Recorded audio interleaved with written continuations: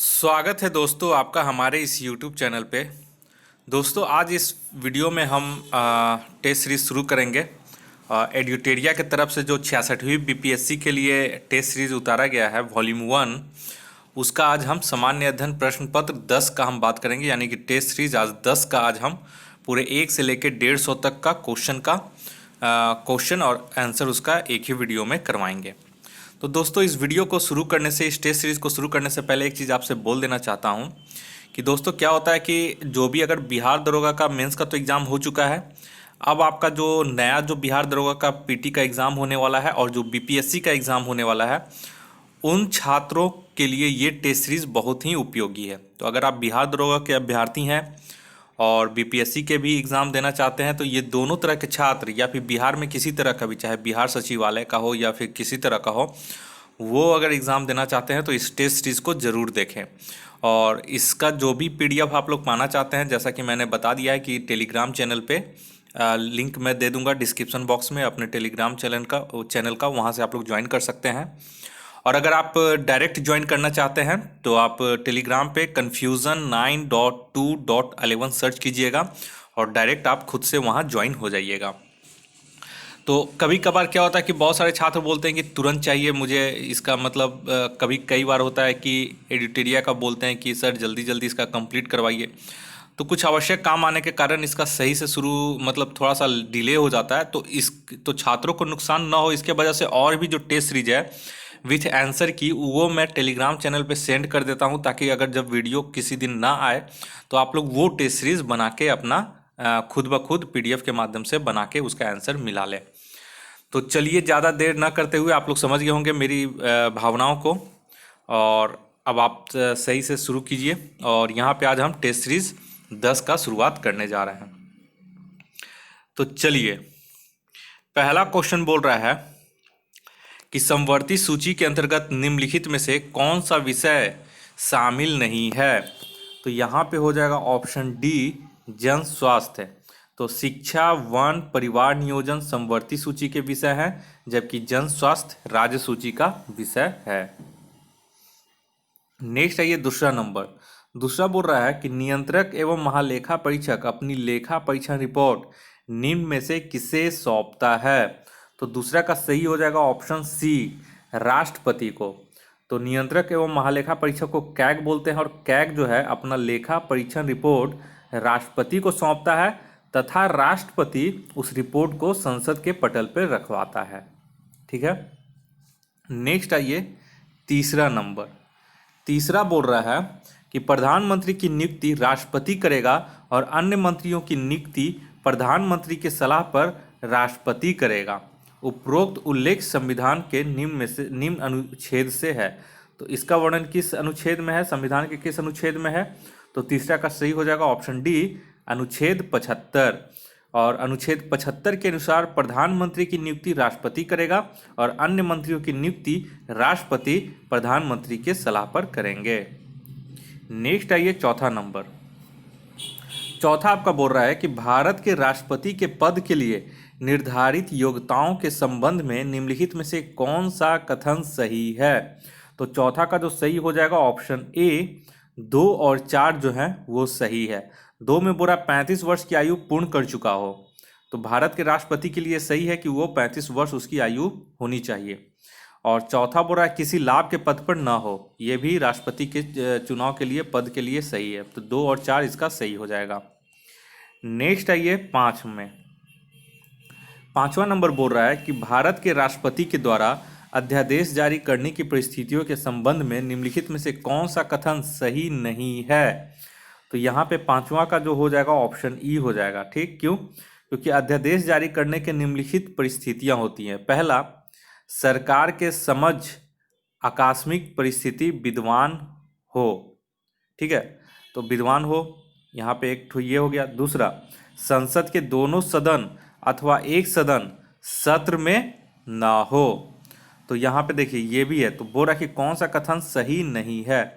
तो ये भी कथन सही है और दूसरा कथन सही है। और बचा लोकसभा सत्र में ना हो, ये गलत है, ये गलत है। तो बी और सी दोनों हो जाता है, इसलिए एक से अधिक इसका आंसर होगा ऑप्शन ई इसका सही होता। नेक्स्ट है ये छठा नंबर में। छठा बोल रहा है कि लोक अदालतों की स्थापना पहली बार निम्नलिखित में से किस राज्य में हुई। तो छठा का सही होगा ऑप्शन बी, गुजरात में। तो पहली बार 1982 में गुजरात में लोक अदालत की स्थापना हुई थी। तो इसे आप लोग याद रखिएगा। सातवां नंबर में आइए। सातवां में बोल रहा है कि शक्ति के पृथक्करण का सिद्धांत निम्नलिखित में से किस राजनीतिक विचारक ने दिया। तो सातवां का सही आंसर हो जाएगा ऑप्शन नंबर सी, मॉन्टेस्क्यू ने। तो शक्ति के पृथक्करण का सिद्धांत मॉन्टेस्क्यू द्वारा दिया गया था। आठवां नंबर में आइए। आठवां में बोला जा रहा है कि भारतीय संविधान के निम्नलिखित में कौन सी विशेष व्यवस्था संयुक्त राज्य अमेरिका के संविधान से ली गई है। तो आठवां का हो जाएगा ऑप्शन ई। क्यों? तो संयुक्त राज्य अमेरिका के संविधान से मूल अधिकार, ठीक है, न्यायिक पुनरावलोकन का सिद्धांत और न्यायपालिका की स्वतंत्रता, ये सब चीज़ अमेरिका देश से ली गई है। और संसदीय जो विशेषाधिकार है वो ब्रिटेन से लिया गया है। तो एक से अधिक हो जाएगा, ऑप्शन ई इसका सही हो जाएगा। 9 नंबर में आइए। 9 में बोल रहा है कि भारत में पहली बार केंद्र सरकार के विरुद्ध लोकसभा में अविश्वास प्रस्ताव लाया गया। तो 9 का हो जाएगा ऑप्शन बी, 1963 में। और ये किसके विरुद्ध लाया गया था? तो ये नेहरू सरकार के विरुद्ध अविश्वास प्रस्ताव लाया गया था।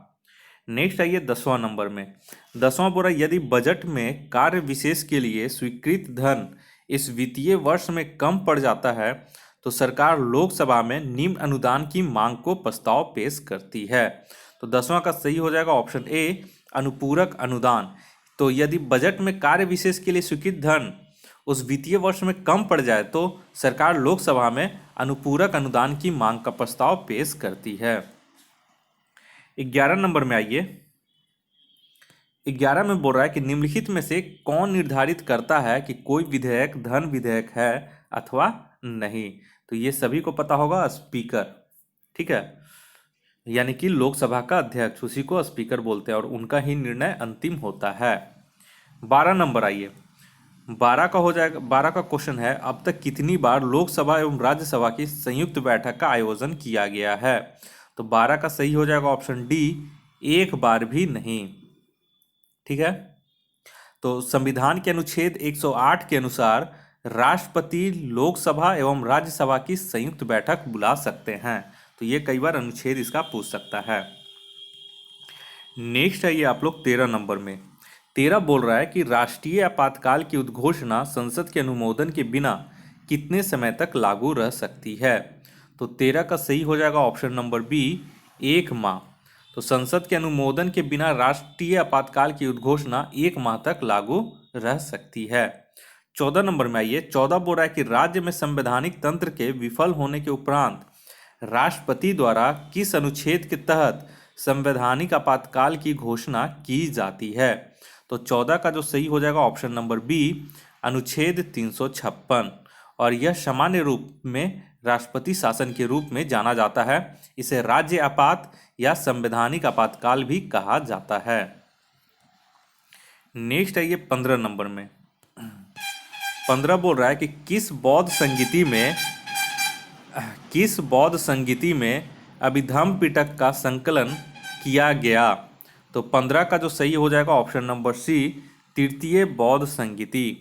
तो अभिधम्म पिटक का संकलन तृतीय बौद्ध संगीति के दौरान किया गया और यह 247 ईसा पूर्व में अशोक के शासनकाल में पाटलिपुत्र में आयोजित की गई थी। 16 नंबर आइए। 2011 की जनगणना के अनुसार बिहार में सर्वाधिक मुख्य कृषकों वाला जिला है। तो 16 का सही हो जाएगा ऑप्शन ए, मधुबनी। और मधुबनी में करीब करीब 2,90,000 के आसपास इसमें है। और सबसे न्यूनतम अगर पूछेगा कि सबसे न्यूनतम मुख्य कृषक वाला जिला तो वो हो जाएगा मुंगेर, करीब करीब 29,000 के आसपास है। 17 नंबर आइए। 17 में बोल रहा है कि बिहार का न्यूनतम नगरीय जनसंख्या वाला जिला कौन सा है। तो 17 का सही हो जाएगा ऑप्शन नंबर बी, समस्तीपुर। तो बिहार का न्यूनतम नगरीय जनसंख्या प्रतिशत वाला राज्य समस्तीपुर है, 3.5% है। और जबकि सर्वाधिक नगरीय जनसंख्या प्रतिशत वाला जिला पटना है, 43.2%। 18 नंबर में आइए, भारत में मोहम्मद गौरी को पहली बार किस शासक ने पराजित किया? तो 18 का सही आंसर हो जाएगा ऑप्शन सी, भीम द्वितीय ने। तो 1178-69 में मोहम्मद गौरी ने गुजरात की राजधानी अनहिल्लावाड़ा पर आक्रमण किया। उस समय गुजरात के चालुक्य वंशीय शासक भीम द्वितीय, मूल राज द्वितीय भी इन्हें कहा जाता है, ने मोहम्मद गौरी को पराजित कर दिया। मोहम्मद गौरी की भारत में यह पहली पराजय थी। नेक्स्ट आइए 19 नंबर में। 19 में बोल रहा है कि बिहार में किस सिलसिले ने सर्वाधिक लोकप्रियता प्राप्त की? तो इसका सही आंसर हो जाएगा ऑप्शन नंबर बी, फिरदौसी ने। तो बिहार में प्रचलित सूफी सिलसिला फिरदौसी था और फिरदौसी सिलसिले के संस्थापक शेख बदरुद्दीन समरकंदी थे। तो ये आप लोग अच्छे से याद रखिएगा। 20 नंबर में आइए, 20 बोल रहा है कि बिहार की किस जेल के कैदियों ने विदेशी वस्त्रों के बहिष्कार के लिए नंगी हड़ताल की थी? तो 20 का सही आंसर हो जाएगा ऑप्शन नंबर सी, छपरा। तो सविनय अवज्ञा आंदोलन 1930 के दौरान छपरा जेल के कैदियों ने विदेशी वस्त्रों का बहिष्कार किया और इस क्रम में उन्होंने नंगे रहकर विद्रोह प्रदर्शन किया। बाद में सरकार को इनकी मांगें माननी पड़ी थी। नेक्स्ट आइए, नेक्स्ट 21 नंबर में आइए, भारत छोड़ो आंदोलन में किस जिले को अपराधी जिला घोषित किया गया? तो 21 का सही हो जाएगा ऑप्शन नंबर डी, सारण। तो भारत छोड़ो आंदोलन 1942 में बिहार की भूमिका अग्रणी रही और बिहार के सारण जिले को प्रदर्शन एवं उपद्रव के कारण विद्रोही जिला घोषित किया गया था। 22 नंबर आइए, 22 बोल रहा है कि दियरा प्रदेश या दियरा क्षेत्र से क्या समझते हैं? तो 22 का सही आंसर हो जाएगा ऑप्शन नंबर डी, बाढ़ क्षेत्र की विशेष आकृति। नेक्स्ट आइए 23 नंबर में। 23 नंबर में बोल रहा है कि मुजफ्फरपुर बम कांड 1908 के आरोप में किसे फांसी दी गई? तो देखिए 23 का जो सही आंसर हो जाएगा option number B, Khudiram Bose को। तो 30 अप्रैल 1908 को खुदीराम बोस एवं प्रफुल्ल चाकी द्वारा मजिस्ट्रेट किंग्सफोर्ड की हत्या का प्रयास किया गया। इस घटना के बाद खुदीराम बोस को फांसी दे दी गई, जबकि प्रफुल्ल चाकी ने खुद को गोली मार ली थी। 24 नंबर में आइए, 24 बोल रहा है कि भारत वैगन एवं इंजीनियरिंग लिमिटेड की स्थापना कहाँ की गई? तो 24 का सही आंसर हो जाएगा ऑप्शन नंबर सी, मोकामा में। नेक्स्ट आइए 25 नंबर में।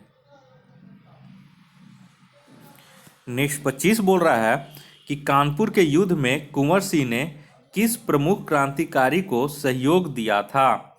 तो 25 का सही हो जाएगा ऑप्शन नंबर सी, नाना साहब को। तो कुंवर सिंह ने नाना साहब के साथ मिलकर दिसंबर 1857 में कानपुर के युद्ध में भाग लिया। हालांकि इस युद्ध में कुंवर सिंह को सफलता नहीं मिली थी, लेकिन उन्होंने विद्रोह जारी रखा था।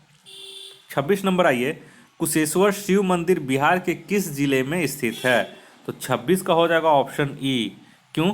क्योंकि यह दरभंगा जिले में है, जो कि कोई ऑप्शन में नहीं है। नेक्स्ट आइए 27 नंबर।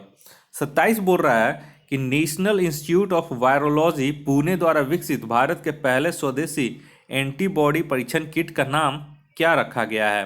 तो 27 का सही हो जाएगा ऑप्शन बी, इलिशा।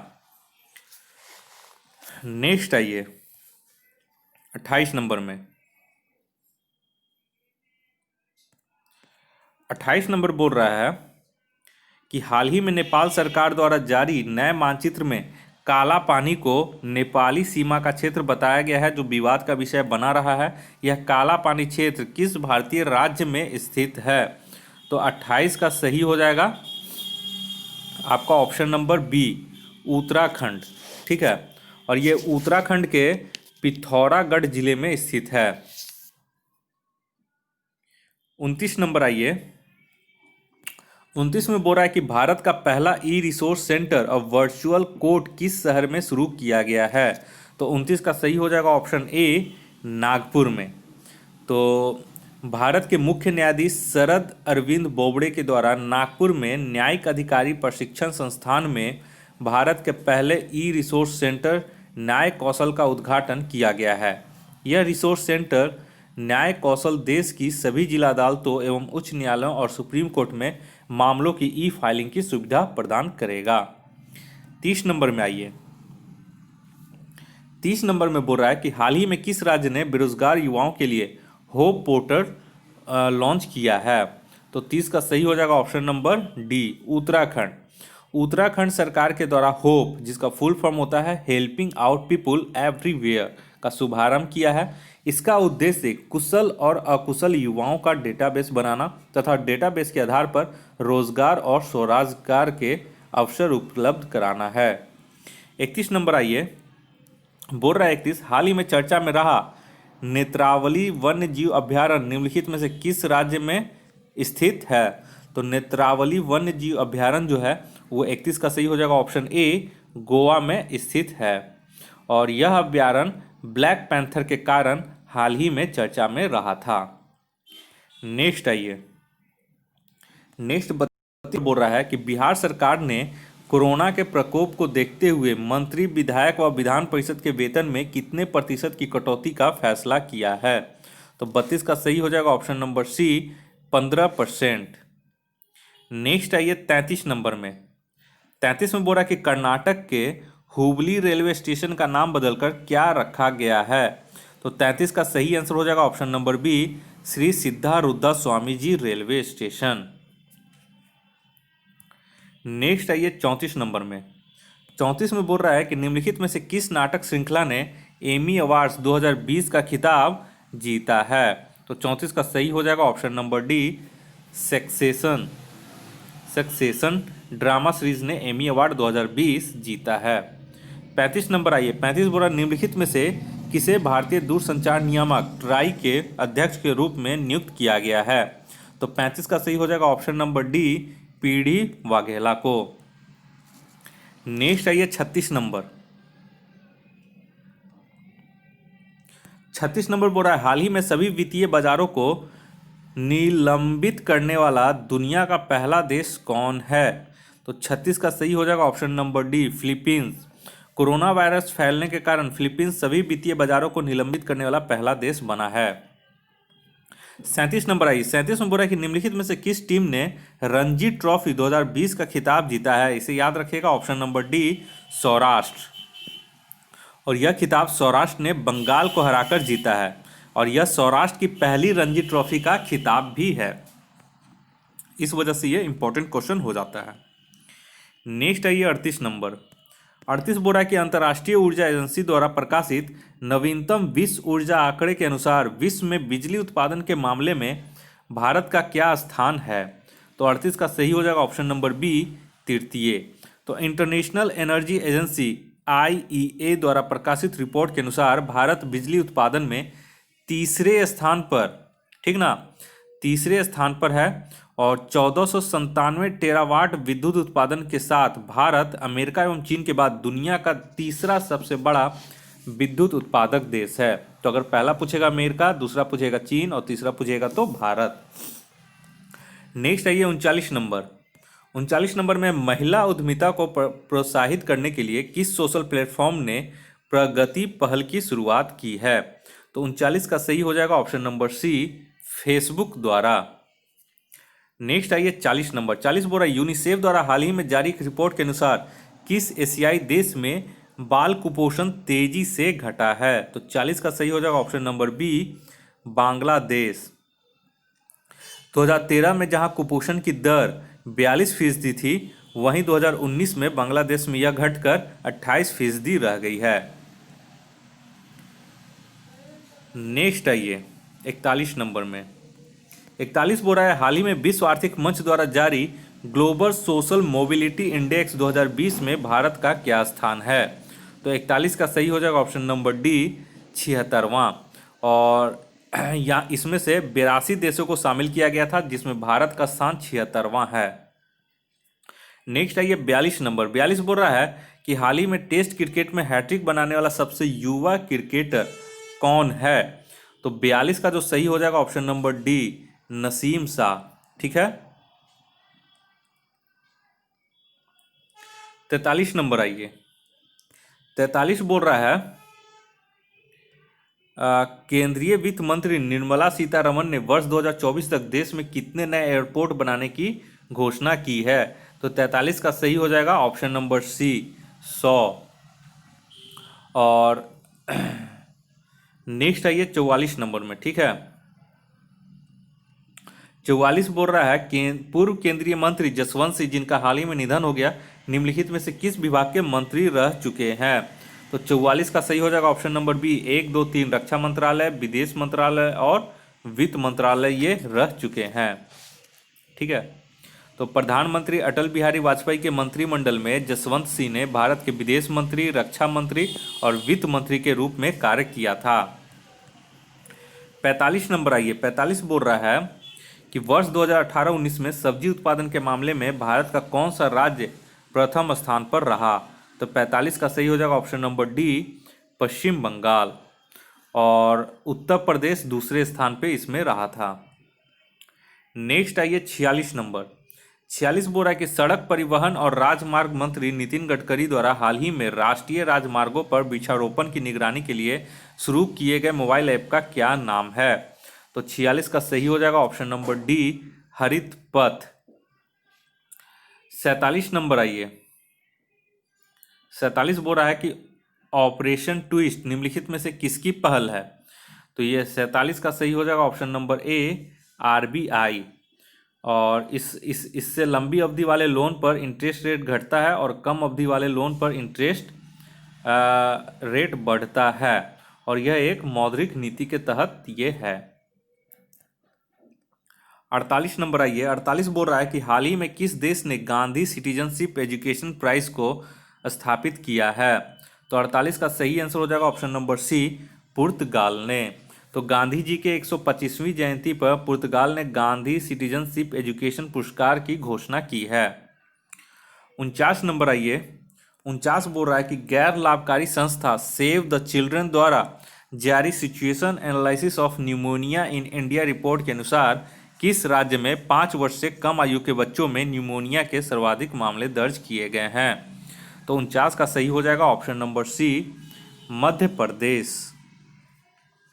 और बिहार में 5 वर्ष से कम आयु के बच्चों में न्यूमोनिया के सर्वाधिक मामले 18.2% दर्ज किए गए हैं, और उससे भी ज़्यादा आपका मध्य प्रदेश में यहाँ पे है। नेक्स्ट आइए 50 नंबर में। 50 बोल रहा है कि सितंबर 2020 में हरियाली सुनिश्चित करने और पर्यावरण की रक्षा के लिए निम्न में से किस राज्य ने आई रखवाली ऐप का शुरुआत किया है? तो 50 का सही हो जाएगा ऑप्शन नंबर ए, पंजाब। सितंबर 2020 में पंजाब सरकार द्वारा हरियाली सुनिश्चित करने के लिए पर्यावरण की रक्षा के लिए आई रखवाली ऐप को शुरू किया है। नेक्स्ट आइए 51 नंबर में। नेक्स्ट आइए 51 नंबर में। 51 नंबर बोल रहा है कि यूनेस्को द्वारा किस शहर को क्रिएटिव सिटी ऑफ गैस्ट्रोनॉमी का खिताब दिया गया है? तो 51 का सही आंसर हो जाएगा ऑप्शन नंबर बी, हैदराबाद को। नेक्स्ट आइए 52 नंबर में। 52 बोल रहा है कि हाल ही में किन 2 देशों के बीच रोअर ऑफ द सी नौसैनिक अभ्यास किया गया? तो रोअर ऑफ द सी नौसैनिक अभ्यास आपका 52 का हो जाएगा ए, भारत और कतर के बीच किया गया। नेक्स्ट आइए 53 नंबर में। 53 बोल रहा है कि हाल ही में किस आइवरी कोस्ट के प्रधानमंत्री के रूप में चुना गया है? तो आइवरी कोस्ट के प्रधानमंत्री कौन है? तो इसका हो जाएगा 53 का option number D, Hamid बाकायोको। Next आइए 54 नंबर। 54 नंबर बोल रहा है कि वर्ष 2026 में 25वें शीतकालीन ओलंपिक खेलों का आयोजन कहाँ किया जाएगा? तो 54 का सही हो जाएगा ऑप्शन नंबर डी, मिलान में। और यह होगा इटली के मिलान शहर में, ठीक है, तथा कोर्टिना डिएम्पेजो में किया जाएगा। मतलब इटली का ये शहर है मिलान, और कोर्टिना डिएम्पेजो वहीं किया जाएगा। तो अगर मिलान ना दे करके या फिर कोई और देश दे दे, ठीक है, इटली दे देता तो इटली यहाँ पे आप लोग याद रखिएगा। मिलान जो है इटली का ही एक शहर है। नेक्स्ट आइए 55 नंबर में। 55 नंबर बोल रहा है कि माई सिडिशियस हर्ट पुस्तक के लेखक लेखिका कौन है? तो 55 का सही हो जाएगा ऑप्शन नंबर सी, अरुंधति राय। नेक्स्ट आइए 56 नंबर बोला भारत और किस देश ने 2025 तक द्विपक्षीय व्यापार 50 बिलियन डॉलर तक पहुंचाने का लक्ष्य रखा है। तो 56 का सही हो जाएगा ऑप्शन नंबर डी, इंडोनेशिया ने। नेक्स्ट आइए 57 में। 57 बोल रहा है कि यांत्रिक ऊर्जा का एसआई इकाई क्या होता है। तो 57 का सही हो जाएगा ऑप्शन ए, जूल। गतिज ऊर्जा और स्थितिज ऊर्जा के योग को ही यांत्रिक ऊर्जा कहा जाता है। यानी कि स्थितिज ऊर्जा mgh, गतिज ऊर्जा हाफ mv² हो गया। तो इन दोनों का योग जो होगा वो यांत्रिक ऊर्जा कहलाता है। 58 आइए। 58 बोल रहा है कि किसी निश्चित तापमान पर सभी गैसों के अणुओं के लिए निम्नलिखित में से कौन सी भौतिक राशि समान होती है। तो 58 का जो सही हो जाएगा ऑप्शन नंबर सी, गतिज ऊर्जा।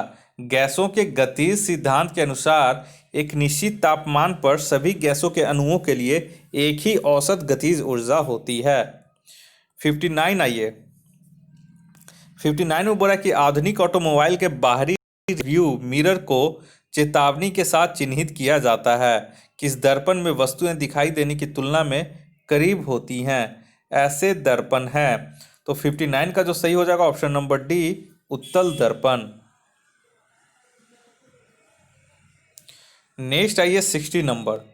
60 बोल रहा है कि निष्क्रिय नाइट्रोजन और ऑर्गन गैसों का उपयोग आमतौर पर बिजली के बल्बों में किया जाता है।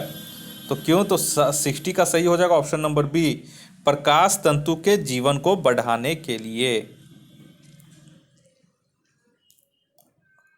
नेक्स्ट आइए 61 नंबर में। 61 बोल रहा है कि एक मोबाइल फ़ोन चार्जर है। क्या है चार्जर? तो 61 का सही हो जाएगा ऑप्शन नंबर सी, एक स्टेप डाउन ट्रांसफार्मर। तो एक मोबाइल फ़ोन चार्जर मूल रूप से एक स्टेप डाउन ट्रांसफार्मर है। यह उच्च वोल्टेज को कम वोल्टेज में परिवर्तित करता है। 62 नंबर आइए। निम्नलिखित में से किस राशि का कोई मात्रक नहीं है। तो 62 का सही हो जाएगा ऑप्शन ई। क्यों? क्योंकि देखिए यहाँ पे आपेक्षिक घनत्व इसका भी कोई मात्रक नहीं है, विकृति इसका भी कोई मात्रक नहीं है, इसलिए एक से अधिक हो जाएगा, इसलिए ऑप्शन ई इसका सही हो जाएगा। 63 नंबर में आइए।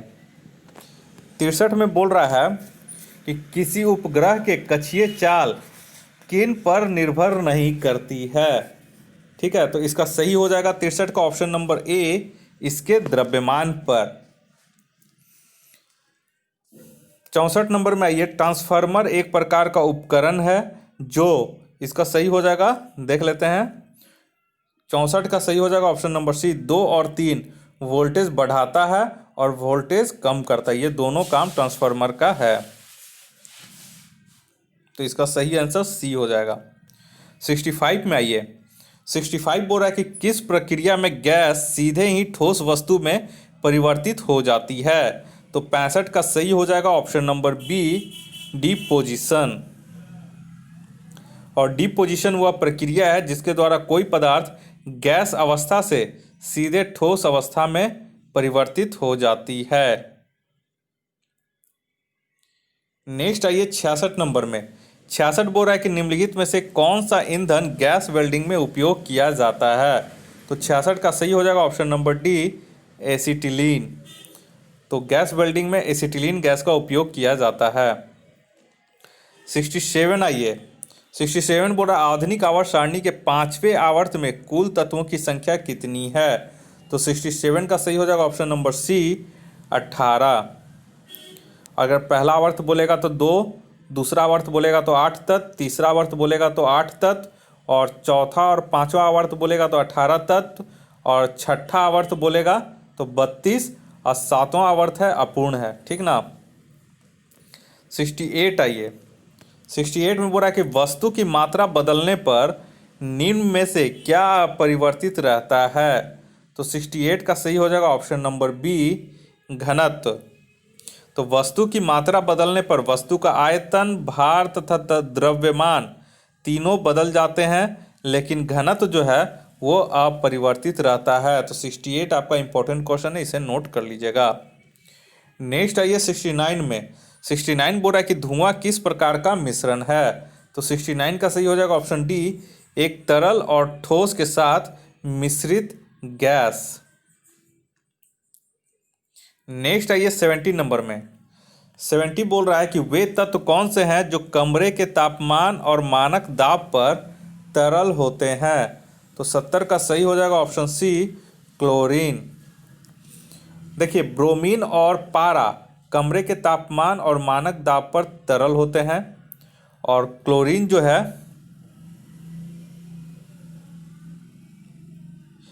यहाँ पे एक चीज़ थोड़ा सा गलत है इसका, जो आप लोग 70 एक बार देख लीजिएगा।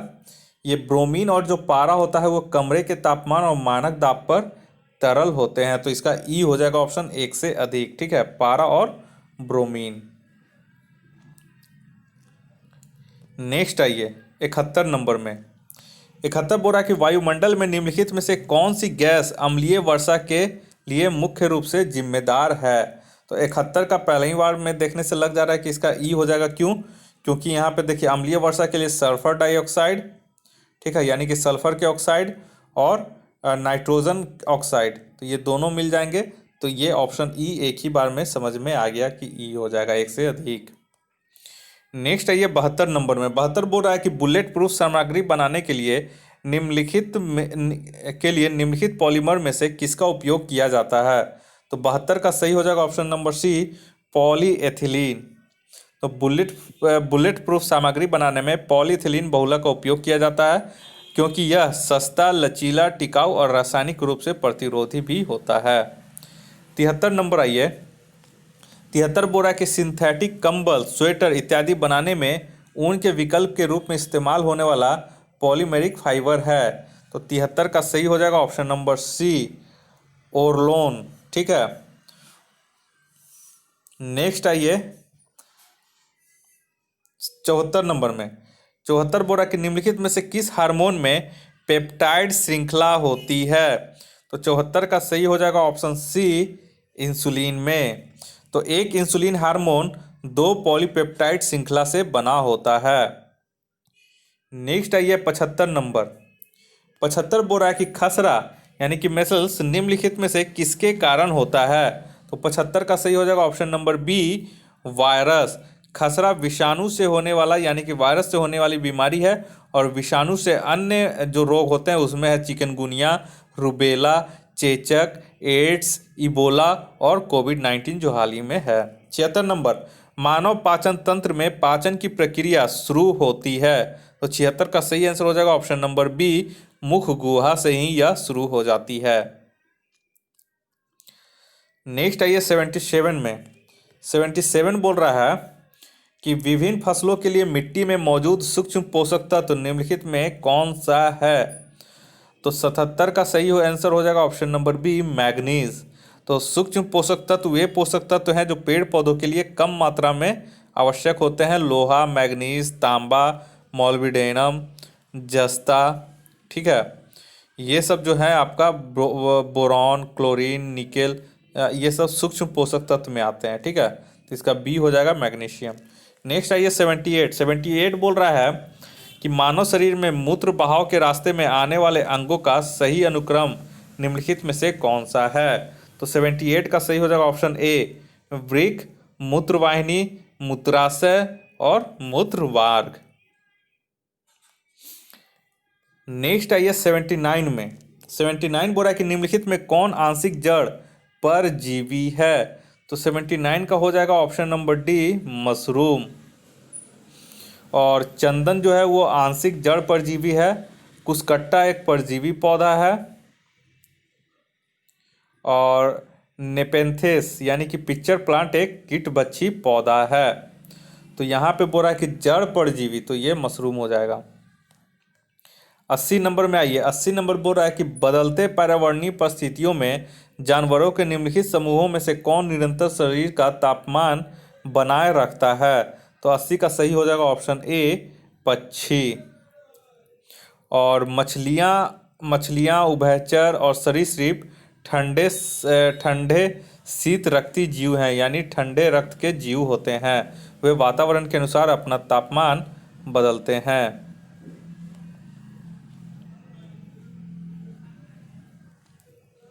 नेक्स्ट आइए 21 नंबर। 21 मिलान करना है ग्रंथि और हार्मोन दिया हुआ है, ठीक है। तो यहाँ पे आप लोग देख लीजिए 81 का जो सही हो जाएगा अग्न्यास है, तो अग्न्यास से हो जाएगा आपको ग्लूकागन हार्मोन, ठीक है। उसके बाद पिट्यूटरी है तो थायराइड उत्तेजक हार्मोन। उसके बाद अधिवृक्क है तो अधिवृक्क का हो जाएगा कोर्टिसोल, और गुर्दे का हो जाएगा डी, ठीक है। तो ये आप लोग मिला लीजिएगा, 81 का सही हो जाएगा ऑप्शन ए 4 3 1 2। 82 नंबर आइए, मानव रक्त का पीएच सामान्य रूप से लगभग होता है, तो 82 का सही हो जाएगा ऑप्शन सी 7.5 से 8 के बीच में। और मानव मूत्र का पूछेगा तो 6 हो जाएगा पीएच वैल्यू, दूध का पूछेगा तो 6.4, मानव रक्त का बोलेगा तो 7.4, और समुद्र के पानी का बोलेगा तो 8.4। अब दोस्तों 10, जैसा कि जानते हैं आप बीपीएससी में 10 क्वेश्चन मैथ का पूछता है, तो यहाँ पे आप लोग मैथ्स खुद से सॉल्व कीजिएगा, मैं इसका केवल आंसर आपको बताते जा रहा हूँ। तो 83 का है, 83 का सही हो जाएगा ऑप्शन ए 0। 84 में आइए, 84 का जो आपका सही आंसर हो जाएगा, सीरीज है तो 84 का हो जाएगा ऑप्शन बी 105। 85 में आइए, 85 का जो आंसर है 85 का सही हो जाएगा ऑप्शन नंबर सी 3। 86 आइए, 86 का जो सही आंसर हो जाएगा ऑप्शन नंबर डी 9:5। 87 आइए, 87 का हो जाएगा 87 का जो सही आंसर हो जाएगा वो हो जाएगा ऑप्शन नंबर सी 930 रुपये। नेक्स्ट आइए 88 नंबर, 88 का जो सही आंसर हो जाएगा ऑप्शन नंबर डी 27,000 रुपया। नेक्स्ट आइए 89 में, 89 में इसका सही आंसर हो जाएगा ऑप्शन नंबर बी बहु। नेक्स्ट 90 आइए, 90 का जो सही आंसर हो जाएगा ऑप्शन नंबर डी 11,425। 91 नंबर आइए, 91 का सही हो जाएगा ऑप्शन नंबर ए 50। 92 नंबर आइए, 92 नंबर का सही हो जाएगा ऑप्शन नंबर बी 2:1 का। 93 बोल रहा है कि ग्रेट सैंडी मरुस्थल कहाँ स्थित है, ये आप लोग याद रखिएगा, ऑप्शन ए हो जाएगा ऑस्ट्रेलिया में। तो ऑस्ट्रेलिया में कुल 6 मरुस्थल हैं, जो कि है great Victoria, great Sandy, Gibson, Tanami, Simpson और स्टुअर्ट स्टोनी, तो इसे आप लोग याद रखिएगा। 94 नंबर आइए, बोरा निम्नलिखित घास के मैदान को मानचित्र के अनुसार उत्तर से दक्षिण की क्रम में सजाएं। तो 94 का सही हो जाएगा ऑप्शन नंबर डी, ठीक है। तो पहले हो जाएगा लानोस, उसके बाद हो जाएगा सेल्वास, उसके बाद हो जाएगा कैंपोस, उसके बाद हो जाएगा पंपास। और लानोस हो जाएगा आपका वेनेजुएला की तरफ पाया जाता है, सेल्वास हो जाएगा आपका अमेजन बेसिन की तरफ से, और कैंपोस हो जाएगा ब्राजीलियन उच्च भूमि के पश्चिम क्षेत्र में, और पंपास अर्जेंटीना और उरुग्वे के क्षेत्र में पाया जाता है। नेक्स्ट आइए 95 नंबर, 95 बोला कि निम्न में से कौन सा देश क्षेत्र यूनाइटेड किंगडम का हिस्सा नहीं है, तो 95 का हो जाएगा ऑप्शन नंबर ई। क्यों? क्योंकि आयरलैंड गणराज्य यूनाइटेड किंगडम का हिस्सा नहीं है, लेकिन उत्तरी आयरलैंड यूनाइटेड किंगडम का हिस्सा है, तो इसमें से सारा जो है वो यूनाइटेड किंगडम का हिस्सा ही है, ठीक है। यूनाइटेड किंगडम में 4 देश क्षेत्र आते हैं, कौन कौन? वेल्स, ठीक, इंग्लैंड, उत्तरी आयरलैंड और स्कॉटलैंड, तो चारों ये यूनाइटेड किंगडम का ही हिस्सा है। अगर केवल आयरलैंड देगा तो आयरलैंड गणराज्य जो है वो यूनाइटेड किंगडम का हिस्सा नहीं है। 96 नंबर आइए, 96 का बोल रहा है कि निम्न में से कौन सा देश स्थल रुद्ध है, तो इसका सही आंसर हो जाएगा ऑप्शन ई। क्यों? क्योंकि ऑस्ट्रिया और स्विट्जरलैंड जो है देश वो स्थल रुद्ध देश है, तो एक से अधिक हो जाएगा। नेक्स्ट आइए 97 नंबर में, 97 बोला कि हमारे सौर मंडल का दूसरा सबसे छोटा ग्रह कौन है, तो 97 का सही हो जाएगा ऑप्शन नंबर डी मंगल। हमारे सौर मंडल के 8 ग्रहों में सबसे छोटा ग्रह बुध है, और इसके बाद मंगल ग्रह आता है। 98 नंबर आइए, 98 बोल रहा है कि ग्रेट इंडियन बस्टर्ड अभ्यारण्य कहाँ स्थित है, तो 98 का सही हो जाएगा ऑप्शन नंबर सी महाराष्ट्र, इसे आप लोग याद रखिएगा। सोलापुर महाराष्ट्र में स्थित ग्रेट इंडियन बस्टर्ड अभयारण्य को अब जवाहरलाल नेहरू बस्टर्ड अभयारण्य के नाम से जाना जाता है। नेक्स्ट आइए 99 नंबर।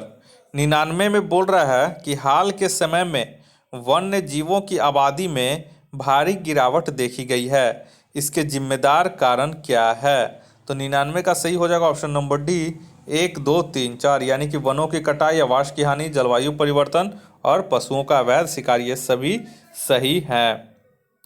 नेक्स्ट आइए 100 नंबर में। 100 नंबर बोल रहा है कि भारत वन स्थिति रिपोर्ट 2019 के अनुसार देश के कुल कितने मिलियन हेक्टेयर पर वन और वृक्ष आच्छादित हैं? तो 100 का सही आंसर हो जाएगा आपका। यहाँ पे एक चीज़ देखिएगा, यहाँ पे वन और वृक्ष दोनों को काउंट किया गया है, ठीक है। तो इसका सही हो जाएगा option number D, 80.73 million hectare, ठीक ना। और ये कुल भौगोलिक क्षेत्र का 24.56% होता है। नेक्स्ट आइए 101 का। 101 बोल रहा है कि रियांग जनजाति भारत के किस राज्य में पाई जाती है? तो 101 का होता है ऑप्शन नंबर ए, त्रिपुरा। और यहाँ पे मिजोरम नहीं है, वैसे ये त्रिपुरा और मिजोरम के क्षेत्रों में पाई जाती है। नेक्स्ट आइए 102 नंबर। पूर्वोत्तर के किस राज्य से होकर कर्क रेखा गुजरती है? तो 102 का हो जाएगा ऑप्शन ई। क्यों? कर्क रेखा भारत के 8 राज्यों से होकर गुजरती है, जिसमें 2 राज्य पूर्वोत्तर के हैं, त्रिपुरा और मिजोरम। तो एक से अधिक इसका हो जाता। 103 नंबर में 103 बोला कि केंद्र शासित प्रदेश लद्दाख की सीमा निम्न में से किन देशों को स्पर्श करती है? तो 103 का सही हो जाएगा ऑप्शन नंबर डी, 1, 2, 3, यानी कि सभी को, पाकिस्तान, अफगानिस्तान और चीन। तो नए मानचित्र के अनुसार लद्दाख की सीमा चीन, पाकिस्तान और अफगानिस्तान से स्पर्श करती है, लेकिन जम्मू कश्मीर की सीमा केवल पाकिस्तान से स्पर्श करती है। 104 नंबर आई। 104 बोल रहा है कि बिहार के भौगोलिक क्षेत्रफल में कितने प्रतिशत हिस्से पर वनावरण एवं वृक्षावरण है? तो 104 का सही आंसर हो जाएगा ऑप्शन नंबर डी, 9.89%। और उसमें से भी सिर्फ अगर वनावरण का केवल हिस्सा बोलेगा तो वो हो जाएगा 7.76%। नेक्स्ट आइए 105 में। बोला निम्न में से बिहार में कौन सी नदी गंगा में दक्षिण की ओर से आकर नहीं मिलती है? तो 105 का सही हो जाएगा ऑप्शन नंबर ए, कोसी। देखिए सोन, पुनपुन, कर्मनसा, क्यूल नदियां जो हैं वो गंगा में दक्षिण की ओर आकर मिलती है, कोसी जो है वो उत्तर से आकर मिलती है। 106 नंबर आइए। 106 में बोल रहा है उद्योग और नगर को मिलाना है। तो यहाँ पे देखिए 106 का हो जाएगा आपका कागज एवं लुगदी, ये हो जाएगा डालमिया नगर। सिगरेट का अगर बोलेगा तो ही तिलबारपुर, और प्लाईवुड का अगर बोलेगा तो हाजीपुर, यानी आमने सामने का, ये सही है। 1, 2, 3, 4, ऑप्शन 20 का सही हो जाएगा। नेक्स्ट आइए 107 नंबर में। बोला कि कुल्लू घाटी किन पर्वत श्रेणी के बीच अवस्थित है? तो 107 का सही हो जाएगा ऑप्शन नंबर सी, धौलाधार और पीर पंजाल के बीच जो है वो कुल्लू घाटी हिमाचल प्रदेश में स्थित है। 108 नंबर आइए। 108 बोला कि गुप्त वंश का प्रमाण किस पौराणिक ग्रंथ से प्राप्त होता है? तो 108 का सही हो जाएगा ऑप्शन नंबर ए, वायु पुराण। और आंध्र सातवाहन का पूछेगा तो मत्स्य पुराण, और अगर मौर्य वंश का पूछेगा तो विष्णु पुराण। इसे आप लोग इंपॉर्टेंट कर लीजिए, नोट कर लीजिए। 109 नंबर आइए। 109 बोल रहा है कि सिंधु सभ्यता का बंदरगाह नगर था। तो 109 का हो जाएगा ऑप्शन ई। क्यों? क्योंकि लोथर और सूरकोटदा दोनों बंदरगाह थे, तो एक से अधिक हो जाता। 110 नंबर आइए। 110 बोल रहा है कि उत्तर वैदिक काल में वेद विरोधी और ब्राह्मण विरोधी धार्मिक अध्यापकों को किस नाम से जाना जाता है? तो 110 का सही हो जाएगा ऑप्शन नंबर बी, श्रमण। 111 आइए। 111 में बोल रहा है कि बौद्ध ग्रंथों में पीटकों की रचना निम्नलिखित में से किस भाषा में की गई थी? तो 111 का सही हो जाएगा ऑप्शन नंबर बी, पाली भाषा में की गई थी। 112 नंबर आइए। 112 बोला अशोक के द्वारा स्थापित शिलालेख कहाँ से नहीं मिले हैं? तो 112 का सही आंसर हो जाएगा ऑप्शन नंबर सी, पाटलिपुत्र से। अशोक के शिलालेख नहीं मिले हैं, बाकी सभी जगह से यहाँ पे ऑप्शन जो दिया गया उससे मिले गए थे। 113 ये काल में प्रचलित मुद्रा किस धातु के बने थे? तो 113 का सही हो जाएगा ऑप्शन नंबर डी, पोटीन के। यहाँ प्रोटीन नहीं है, पोटीन है। पोटीन की बनी मुद्रा सातवाहन काल में प्रचलित थी। 114 ये चंद्रगुप्त प्रथम ने गुप्त संबंध का आरंभ किस उपलक्ष्य में किया? तो 114 का सही हो जाएगा ऑप्शन ए, अपना राज्यारोहण के स्मारक के रूप में। और यह गुप्त संबंध की शुरुआत 319 ईस्वी में की गई थी। नेक्स्ट आइए 115 नंबर। 115 बोल रहा है वह अंतिम बौद्ध शासक जो संस्कृत का महान विद्वान व लेखक था। तो 115 का हो जाएगा option number D, Harshvardhan. Harshvardhan अंतिम बौद्ध शासक था जो संस्कृत का महान विद्वान एवं लेखक था। 116 ये निम्न में से किस क्षेत्र में रैयतवाड़ी बंदोबस्त लागू की गई थी? तो 116 का सही हो जाएगा ऑप्शन ई। क्यों? क्योंकि बम्बई और मद्रास के क्षेत्र में यह लागू की गई थी, तो एक से अधिक हो जाता। नेक्स्ट है ये 117 नंबर। भगत जवाहर मल ने किस विद्रोह आंदोलन का नेतृत्व किया था? तो 117 का सही हो जाएगा ऑप्शन नंबर डी, कूका विद्रोह। तो भगत जवाहर मल ने कूका विद्रोह का नेतृत्व किया था और यह पश्चिमी पंजाब में कूका विद्रोह की शुरुआत भगत जवाहर मल एवं उनके शिष्य बालक सिंह ने नेतृत्व के रूप में ये कूका विद्रोह हुआ था। तो कहाँ हुआ था पूछ देगा, तो पश्चिमी पंजाब में। 118 सर्वप्रथम स्वराज शब्द का प्रयोग किसने किया? तो 118 का सही हो जाएगा option number C, Dayanand Saraswati ने। नेक्स्ट आइए 119 नंबर। प्रार्थना समाज की स्थापना किस वर्ष हुई? तो 119 का सही हो जाएगा ऑप्शन नंबर सी, 1867 में। और अगर प्रार्थना सभा पूछेगा तो पहले देख लीजिए, प्रार्थना समाज की स्थापना किस वर्ष हुई? तो 1867 में। और कहाँ हुई थी? तो महाराष्ट्र में हुई थी। और इसके संस्थापक कौन थे? तो आत्माराम पांडुरंग थे। लेकिन अगर प्रार्थना सभा का पूछेगा तो राजा राम मोहन राय। 120 आइए, नरबलि प्रथा समाप्त करने का श्रेय किस गवर्नर जनरल को जाता है? तो 120 का सही हो जाएगा option number D, Lord Hardinge प्रथम। नरबलि प्रथा को समाप्त करने का श्रेय लॉर्ड हार्डिंग प्रथम को जाता है। इसके लिए उसने एक अधिकारी कैंपबेल की नियुक्ति की थी। यह प्रथा मुख्यतः खोंड जनजाति में प्रचलित थी। तो इस वजह से यह इंपॉर्टेंट क्वेश्चन है। इसमें 1 2 3 क्वेश्चन और भी आ गए हैं।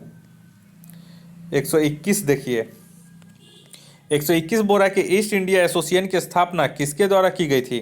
तो 121 का सही हो जाएगा ऑप्शन नंबर डी, दादा भाई नौरोजी। तो ईस्ट इंडिया एसोसिएशन की स्थापना 1866 में दादा भाई नौरोजी द्वारा की गई थी। 122 आइए, किसने कांग्रेस सम्मेलनों को 3 दिनों का तमाशा कहा था? तो 122 का सही हो जाएगा option number D, Ashwin Kumar Dutt ने। नेक्स्ट आइए 123 नंबर। 123 बोल रहा है कि भारतीय राष्ट्रीय कांग्रेस का प्रथम अधिवेशन कहाँ हुआ था? तो 123 का सही हो जाएगा ऑप्शन नंबर सी, बम्बई में। और यह हुआ था 28 दिसंबर 1885 को। नेक्स्ट आइए 124, निम्न में से कौन कभी भारतीय राष्ट्रीय कांग्रेस के अध्यक्ष नहीं चुने गए?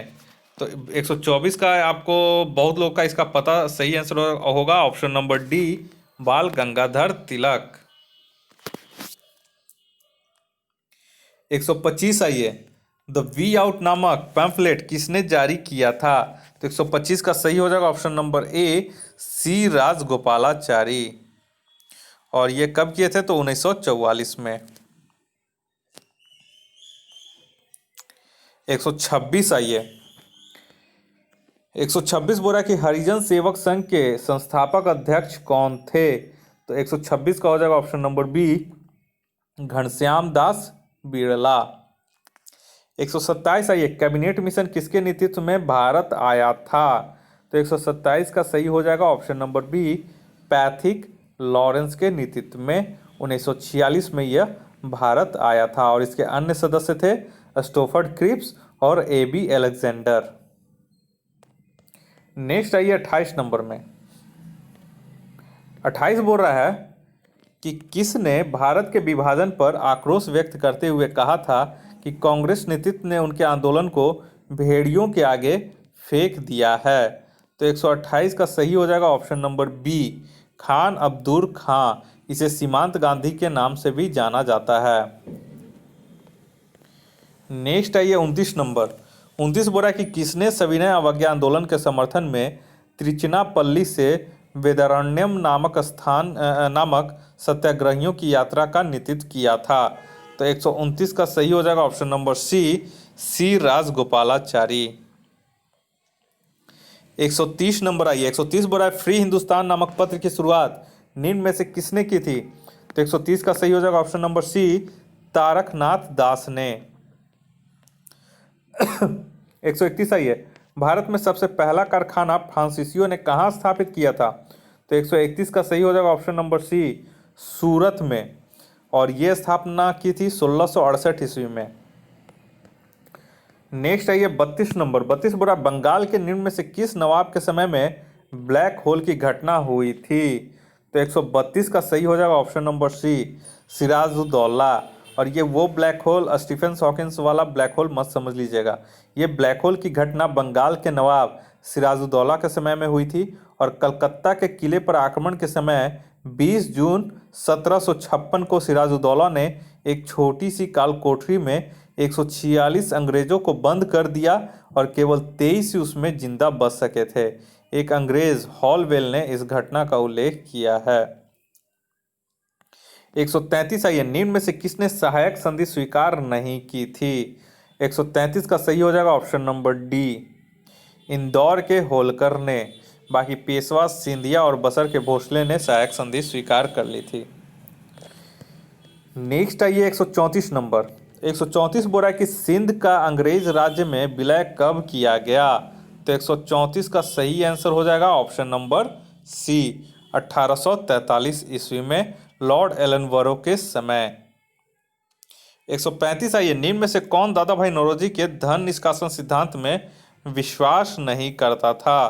तो 135 का सही हो जाएगा option number B, Sir Syed Ahmed Khan. 36 number आइए। गांधी जी के दांडी मार्च के समय भारत का वायसराय कौन था? तो 136 का जो सही आंसर हो जाएगा option number A, Lord Irwin. और महात्मा गांधी दांडी मार्च के समय जो भारत का वायसराय था वो लॉर्ड इरविन था। ठीक है। 137 में आइए। 137 बोला किस शासक द्वारा स्थायी सेना रखने एवं उसके लिए नकद वेतन दिए जाने की शुरुआत की? तो 137 का बहुत लोग को याद होगा ऑप्शन डी, अलाउद्दीन खिलजी। और हुलिया प्रणाली का भी इन्हीं का देन है, अलाउद्दीन खिलजी का। 138 आइए। प्रथम आंग्ल मराठा युद्ध की समाप्ति किस संधि के साथ हुई थी? तो यहाँ पे प्रथम पूछ रहा है, ऑप्शन ई हो जाएगा। प्रथम आंग्ल मराठा युद्ध की समाप्ति सालबाई के संधि के साथ हुई थी। यहाँ पे कोई नहीं है तो इसलिए ऑप्शन ई हो जाएगा। और यह संधि मतलब सालाबाई की संधि अंग्रेजों एवं राघोबा रघुनाथ राव के बीच हुई थी। 139 आइए। दीवान मुस्तखराज विभाग की स्थापना किस शासक द्वारा की गई थी? तो 139 का सही हो जाएगा option number B, Alauddin Khilji. और ये था भू राजस्व व्यवस्था में सुधार हेतु इस विभाग की स्थापना की गई थी। नेक्स्ट आइए 140 नंबर। 140 बोल रहा है भारत शासन जनता के समर्थन पर आधारित होना चाहिए। दिल्ली सल्तनत में सर्वप्रथम इस सिद्धांत का प्रतिपादन किया था। तो किसने किया था? तो 140 का सही आंसर हो जाएगा ऑप्शन सी, जलालुद्दीन खिलजी। और जलालुद्दीन खिलजी ने सबसे पहले यह विचार दिया था और उसने सहिष्णुता की नीति अपनाकर बलबन के काल की कठोरता को कम करने की कोशिश की थी। 141 है। यूएनडीपी ने अपनी पहली मानव विकास रिपोर्ट किस वर्ष प्रकाशित की थी?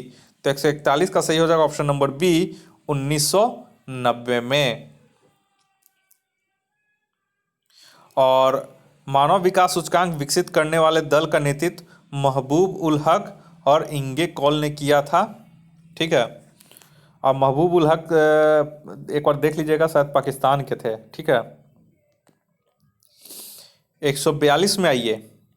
142 बोला राष्ट्रीय खाद्य सुरक्षा मिशन NFSM की शुरुआत किस वर्ष की गई थी? तो ये तो बहुत बार पूछा गया है और बहुत लोगों को याद भी होगा। ऑप्शन ए, यहाँ पे ऑप्शन ए हो जाएगा 2007 में। 142 आइए, निम्न में कौन मौद्रिक नीति का गुणात्मक उपकरण नहीं है? तो 143 का सही हो जाएगा ऑप्शन डी, खुले बाजार की क्रिया। और खुले बाजार की क्रिया मौद्रिक नीति का गुणात्मक उपकरण नहीं है, यह मौद्रिक नीति का मात्रात्मक उपकरण है। 144 में आइए, 144 बोल रहा है कि भारत सरकार की राजकोषीय नीति के अंतर्गत निम्नलिखित से संबंधित नीतियां शामिल होती हैं। तो 144 का सही हो जाएगा ऑप्शन डी, 1, 2, 3, 4, यानी कि ये सभी हो जाएंगे। नेक्स्ट आइए 145 में, 145 बोल रहा है वैश्विक वित्तीय स्थिरता रिपोर्ट कौन जारी करता है? तो 145 का सही आंसर हो जाएगा ऑप्शन नंबर डी, अंतर्राष्ट्रीय मुद्रा कोष, जिसको IMF बोलते हैं, इंटरनेशनल मॉनेटरी फंड। नेक्स्ट आइए 146, 146 बोला कि गरीबी उन्मूलन का नारा किस पंचवर्षीय योजना में दिया गया? तो 146 का सही हो जाएगा ऑप्शन नंबर डी, छठी पंचवर्षीय योजना 1980 से 1985 में गरीबी हटाओ का नारा दिया गया था। यहाँ यह ध्यान देने योग्य आवश्यक है कि पांचवी पंचवर्षीय योजना 1974 से 1969 में गरीबी उन्मूलन पर बल दिया गया था, लेकिन गरीबी हटाओ का नारा नहीं दिया गया था। 147 है, निम्न में से क्या राजस्व व्यय के अंतर्गत शामिल नहीं होता है? तो यहाँ पे नहीं पूछ रहा है, तो 147 का हो जाएगा ऑप्शन डी, 1, 3, 4। तो यानी ब्याज भुगतान, सब्सिडी और राज्य के अनुदान राजस्व व्यय के अंतर्गत शामिल नहीं होता है। ये इंपॉर्टेंट क्वेश्चन है, आप लोग इसे नोट कर लीजिएगा। और ऋण भुगतान जो होता है वो पूंजीगत व्यय के अंतर्गत आता है। नेक्स्ट आइए 148 नंबर, 148 बोल रहा है निम्नलिखित में से किसे अंतर्राष्ट्रीय करेंसी के रूप में कागजी स्वर्ण के नाम से जाना जाता है? तो 148 का सही हो जाएगा ऑप्शन नंबर सी, SDR को पेपर गोल्ड या कागजी स्वर्ण के रूप में जाना जाता है, यानी कि स्पेशल ड्राइंग राइट्स को। 149 आइए, भारतीय आयात निर्यात बैंक की स्थापना किस वर्ष की गई? तो 149 का सही हो जाएगा ऑप्शन ए, 1982, यानी कि 1 जनवरी 1982 को इसकी स्थापना की गई और इसका मुख्य उद्देश्य विदेशी व्यापार को वित्त पोषण देना है। और एडिटोरिया 66वीं BPSC टेस्ट सीरीज बुक का टेस्ट नंबर 10 का आखिरी प्रश्न 150वां जो है वो है, सेवाओं पर कर लगाने की सिफारिश सर्वप्रथम किस समिति ने की थी? तो 150 का सही हो जाएगा ऑप्शन डी, चलैया समिति ने। तो भारत में सर्वप्रथम वर्ष 1994-95 में 3 सेवाओं टेलीफोन, बीमा तथा शेयर बाजार पर सेवा कर लगाया गया था। तो ये एक तरह से इम्पोर्टेंट क्वेश्चन है और इस तरह से आप लोगों का ये टेस्ट नंबर 8 भी कंप्लीट हो गया है। तो दोस्तों, अगर किसी दिन ये एडिटोरिया का टेस्ट सीरीज का अगर वीडियो नहीं आ रहा है, वैसे मैंने आपको बताया था कि 1 से 15 तक ख़त्म हो जाएगा ज्यों ही। तो एडिटोरिया के बुक में जो भी गलत एक्सप्लेनेशन, गलत आंसर दिया गया है उसका एक बार मैं पूरा फुल रिव्यू करके आप लोग को वीडियो बनाकर सारा आपके सामने रख दूंगा। तब तक आप लोग इस वीडियो को देखें और जब ये वीडियो अपलोड नहीं हो रहा है 1-2 दिन, तो आप लोग हमारे टेलीग्राम चैनल पे ज्वाइन कर लीजिए। वहाँ पे और भी विभिन्न टेस्ट सीरीज BPSC के, बिहार दरोगा के चल रहे हैं, वहाँ से आप लोग PDF डाउनलोड करके आप लोग खुद ब खुद टेस्ट सीरीज दे दीजिए और उसका आंसर की भी वहीं पे सेंड कर दिया जाता है।